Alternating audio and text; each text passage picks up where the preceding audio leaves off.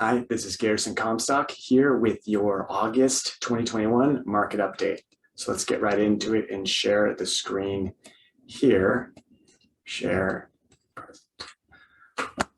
This is the current housing market, August 2021. As you can see, most of the numbers here from June to July have not really moved.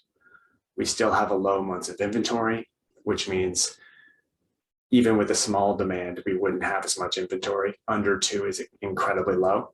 The median days on market is still 7, and the percentage of list price sold is still over 100%. Now, this is a graph to kind of show what's going on now, because I've heard a lot of people talk about how we're at the top of the market or about how maybe they expect something to happen. But this is what happened in 2006 in terms of mortgage originations with less than a 620 FICO score. And here in 2020, we don't give out those loans anymore. It's incredibly difficult as compared to the early 2000s to get a loan these days.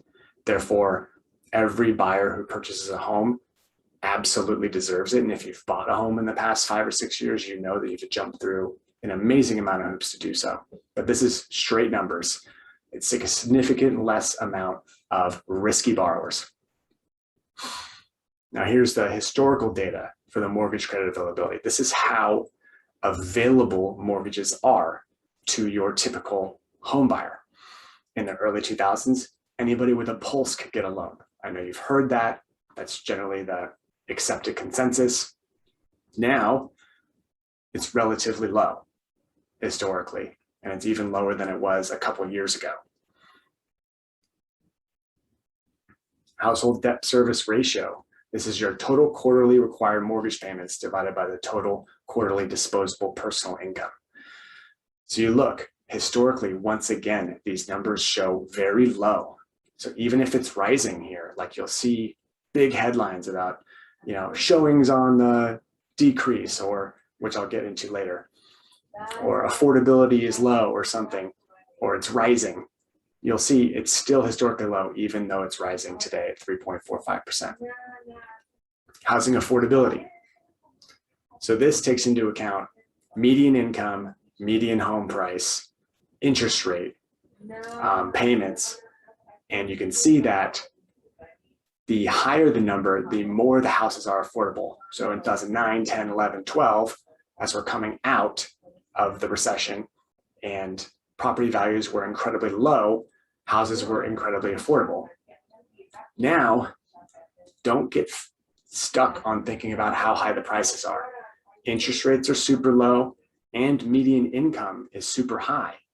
So housing affordability is actually incredibly high. We still have room to go until we get to a point where they're not affordable. And that's why prices still go up. That's how we still have buyers in all of these price ranges.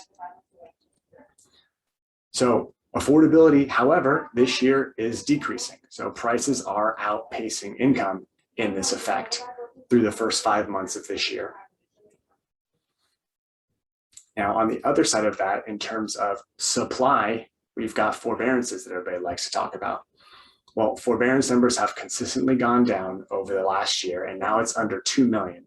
To put that into perspective, well, hold on. And by the way, I wanted to say here, you have shown this graph before.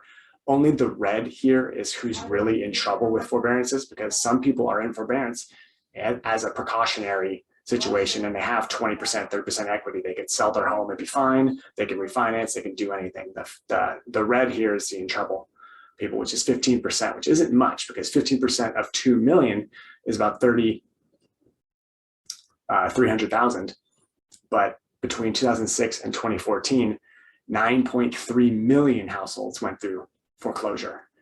So the numbers just are not the same. So you'll read a headline saying 2 million homes currently in forbearance. First of all, 2 million homes is not nearly the amount of foreclosures we had back in 2008. But on top of that, not all of those 2 million homes are really in trouble.